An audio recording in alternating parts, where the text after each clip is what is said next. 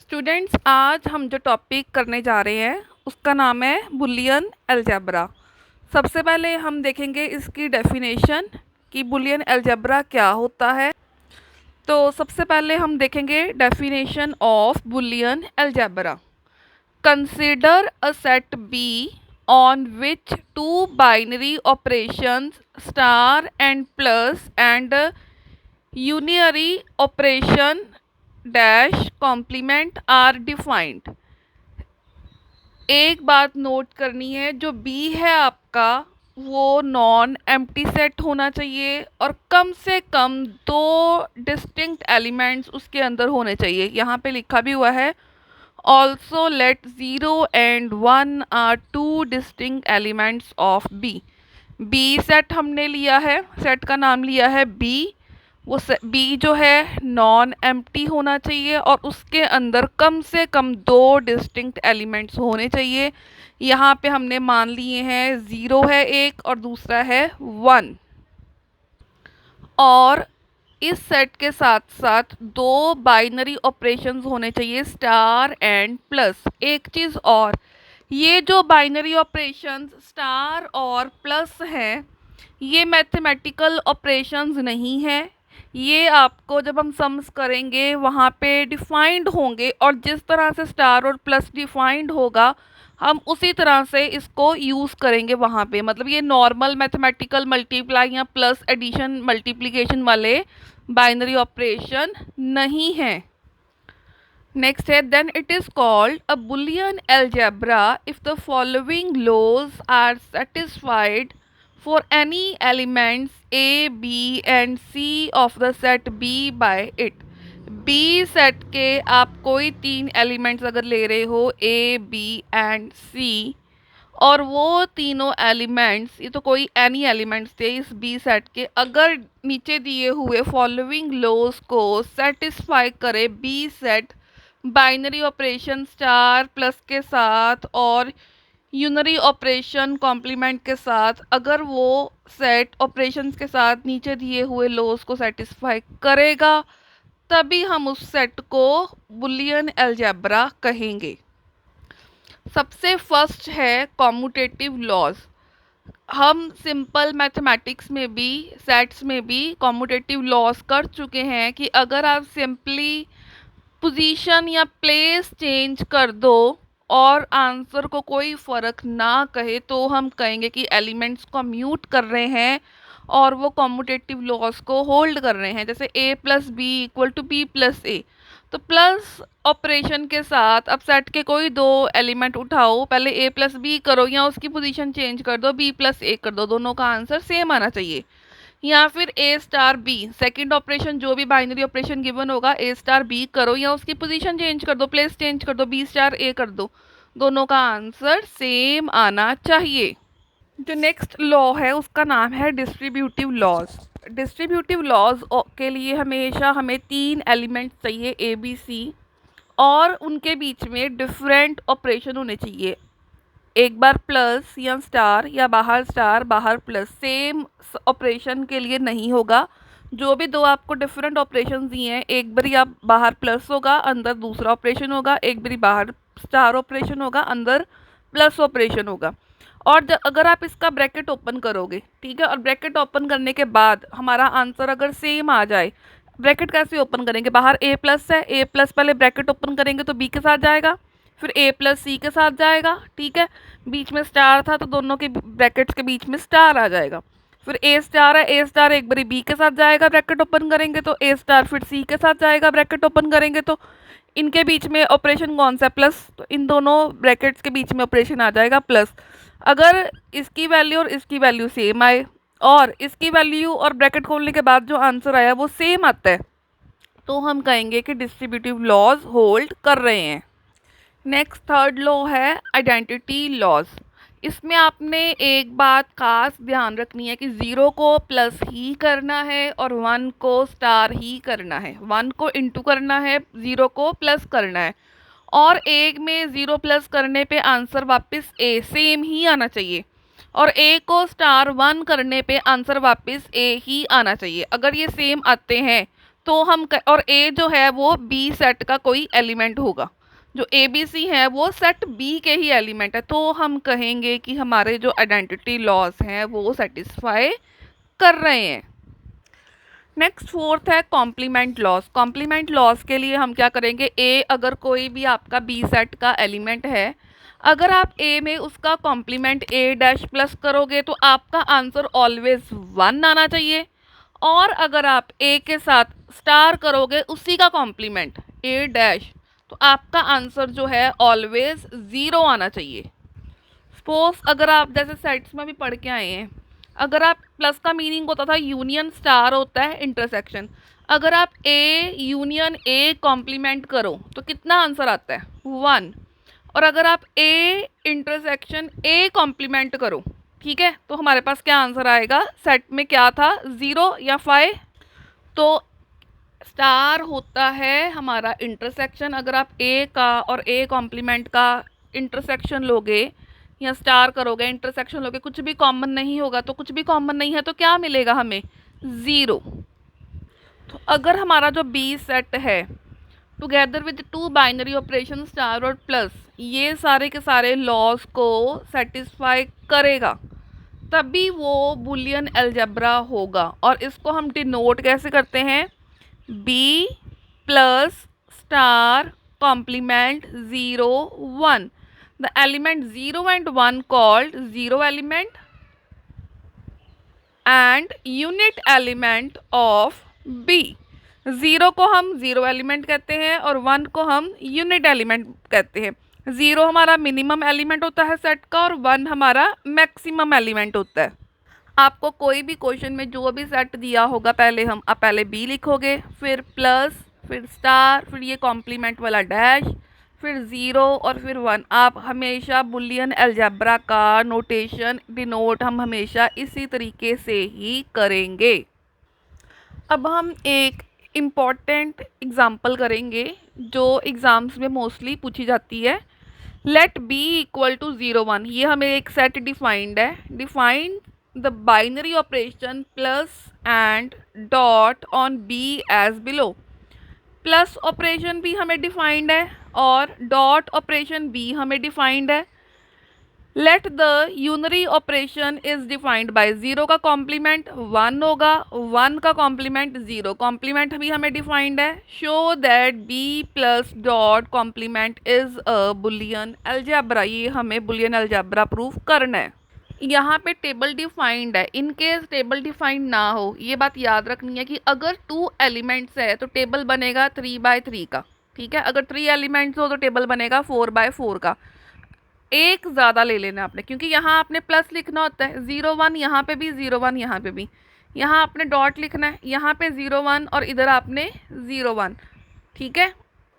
एक बात आपने याद रखनी है कि जब भी प्लस का टेबल बनाना हो, हमेशा आपने क्या करना होता है, एलसीएम लेना होता है इनका, ठीक है।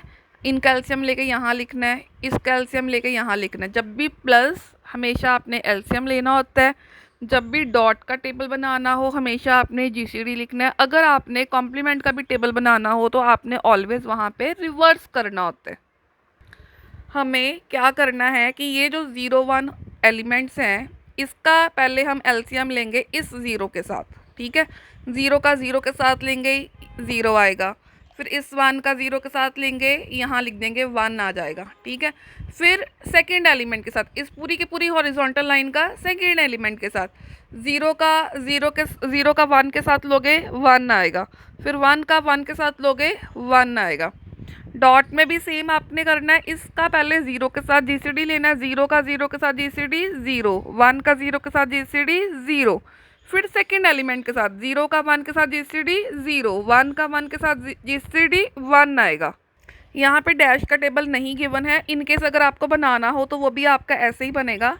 यहाँ पे आपने लिखा 0 1, ये आपका डैश था, इसमें आपने सिंपली रिवर्स करना होता है, 0 1 को रिवर्स कर दो 1 0। इनकेस डैश का टेबल बनाना हो तो वो आपका इस तरह से बनता है, इस तरह से बनेगा। 0 1 को, यहाँ 0 1 है, 0 1 को रिवर्स कर दिया 1 और 0, तो ये आपने याद रखना है। ये होता है एलसीएम, ये होता है आपका जीसीडी और ये आपका होता है रिवर्स।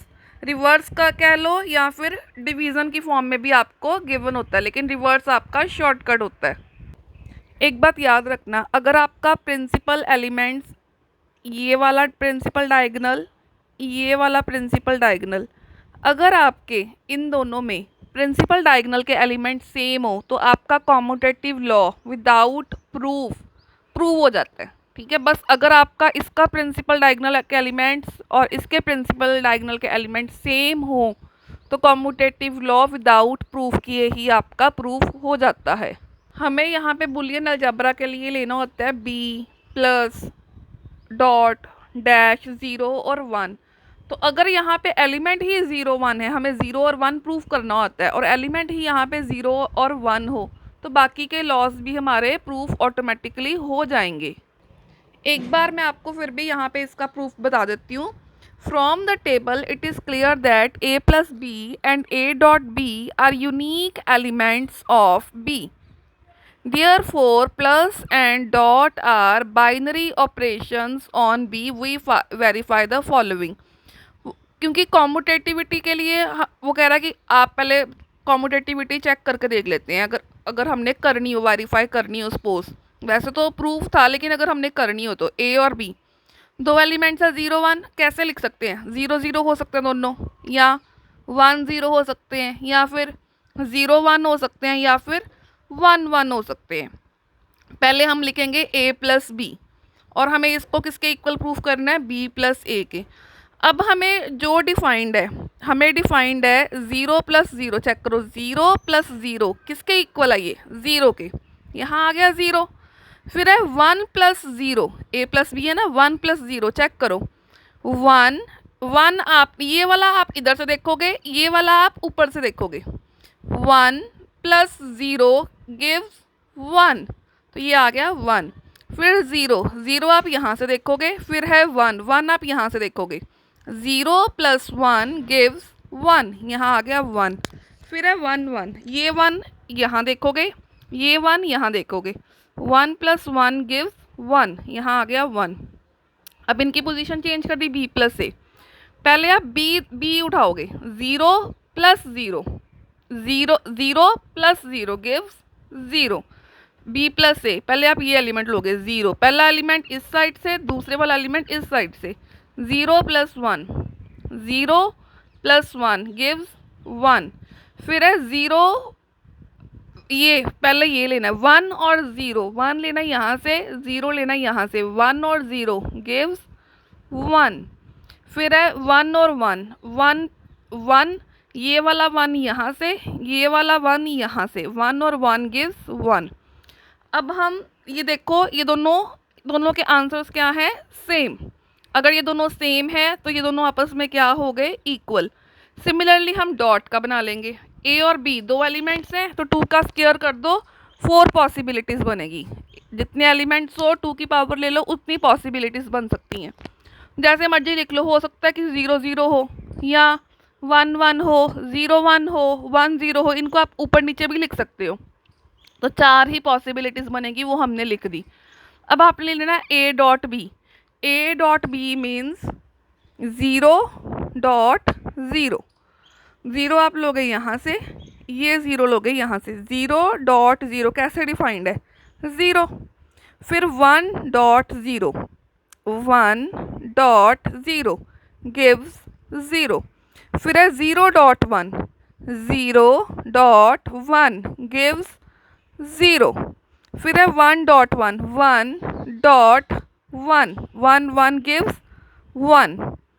अब हम बी डॉट ए निकालेंगे। पहले हम ये देखेंगे इस साइड से, ज़ीरो ये, फिर ये ज़ीरो ये, zero dot zero gives zero.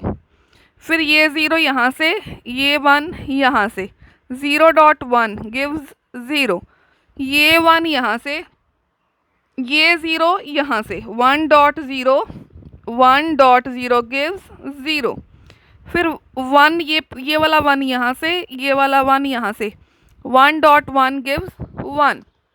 Next, तो इस टेबल से हमने देखा कि इसका आंसर और इसका आंसर भी क्या है? सेम। तो आपका कॉम्यूटेटिव लॉ होल्ड कर गया, क्योंकि ए प्लस बी और बी प्लस ए भी सेम है, ए डॉट बी और बी डॉट ए भी सेम है।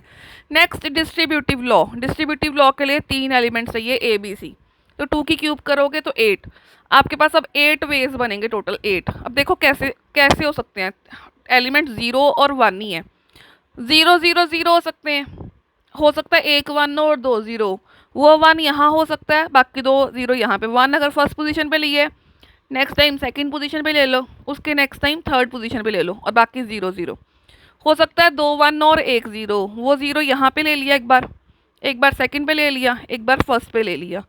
इसके अलावा एक ही पॉसिबिलिटी बची है कि तीनों के तीनों 1 हो। अब डिस्ट्रीब्यूटिव लॉ की डेफिनेशन जो थी, अब हम डिस्ट्रीब्यूटिव लॉ प्रूफ करेंगे।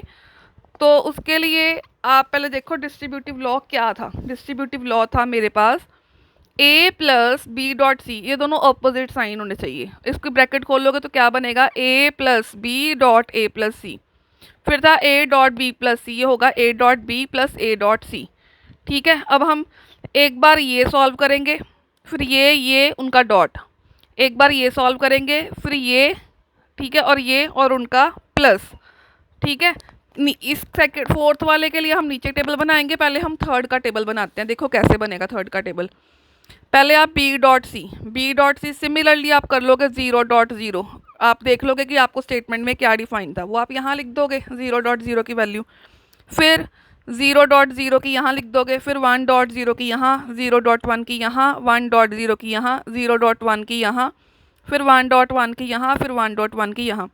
अब आप इसका और ए का प्लस लोगे, 0 प्लस 0 यहाँ लिख दोगे, 1 प्लस 0 यहाँ लिख दोगे, 0 प्लस 0 0 आएगा, 0 प्लस 0 0 डिफाइन है, 1 प्लस 1 1 डिफाइंड है, 1 प्लस 0 1, 0 प्लस 1 1 और 1 प्लस 1 1। अब आपने a प्लस बी लेना है, इन दोनों पे प्लस लगाना है। ठीक है, जब आप इन दोनों पे प्लस लगाओगे ये बन जाएगा, फिर a प्लस सी पे प्लस लगाओगे ये बन जाएगा, फिर आप इन दोनों का डॉट निकाल लोगे ये बन जाएगा। अब आप देखो कि ये जो आपने निकाला ये वाली चीज़ और ये वाली चीज़, ये और ये बिल्कुल सेम है, तो आपका थर्ड वाला प्रूव हो गया। सिमिलरली फोर्थ में क्या करोगे आप, सिमिलरली पहले ये निकाल लोगे, फिर ये और ये, फिर इनका plus, same A B C की 3 चीज़ें बनेंगी, बी प्लस सी निकाल लोगे इन पे, फिर इन जो आंसर आया इसका ए के साथ इसका और इसका डॉट लगा दोगे, फिर ए डॉट बी यहाँ लिख दोगे, ए डॉट सी यहाँ लिख दोगे, फिर इन दोनों का डॉट निकाल लोगे, फिर आप देखोगे ये और ये दोनों आपके सेम आ गए हैं, तो फोर्थ वाला डिस्ट्रीब्यूटिव लॉ भी होल्ड हो गया। Next identity law, identity law में आपने 0 को हमेशा प्लस करना होता है, a प्लस 0 ऑलवेज a आना चाहिए, और 1 को डॉट लेना होता है, और a डॉट 1 ऑलवेज आपका 1 आना चाहिए फॉर ऑल ए। देखो कैसे, एक आपने ले लिया a आपको क्या गिवन था, 0 और 1। ठीक है, 0 वो क्या है, 0 0 0 होता है 0 0, और 1 आएगा 1 1। अब आप क्या करोगे, अब आप इन पे इन दोनों का 0 ऑपरेशन लगा लोगे जिस तरह से डिफाइन था, और इधर आप 1 लगा लोगे, और क्लियरली a प्लस 0 a आया है, और a डॉट 1 यहाँ पे